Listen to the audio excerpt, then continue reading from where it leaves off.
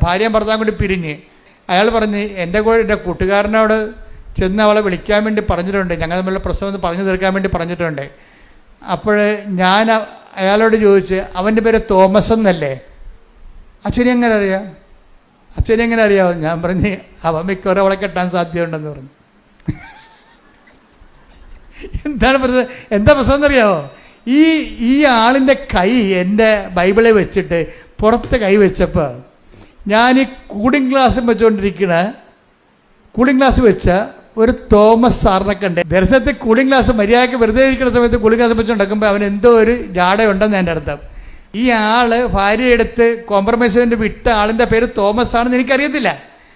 അത് തോമസ് ആണെന്ന് കർത്താവിന് എന്നെ മനസ്സിലാക്കാൻ വേണ്ടി എനിക്ക് മനസ്സിലാകുന്ന തോമസിനെ ദർശനത്തിൽ അവതരിപ്പിക്കുകയാണ്. ദൈവം എന്ത് രസമാണെന്നറിയാം ദൈവത്തിന് കൂടെ ജീവിക്കണത്. എന്നിട്ട് ഈ തോമസ് ഫേക്കാണെന്ന് പറയാൻ വേണ്ടിയാണ് കൂളിംഗ് ഗ്ലാസ് വെച്ചിരിക്കുന്നത്. ഞാൻ പറഞ്ഞു മിക്കവാറും അവനെ വളക്കെട്ടാൻ സാധ്യതയുണ്ട്, നീ നേരിട്ട് പോണതായിരിക്കും നല്ലത്. ഇതാണ് ദർശനത്തിൻ്റെ പ്രത്യേകത. അഥവാ നമ്മളുടെ മധ്യസ്ഥനെ വെക്കണമെന്നുണ്ടെങ്കിൽ അത് കർത്താവിൻ്റെ വിശുദ്ധിയുള്ള ആളും പരിശുദ്ധാത്മാവ് തന്നെ പ്രവർത്തിക്കുമെന്ന് നമുക്ക് ഉറപ്പുള്ള ആളായിരിക്കണം.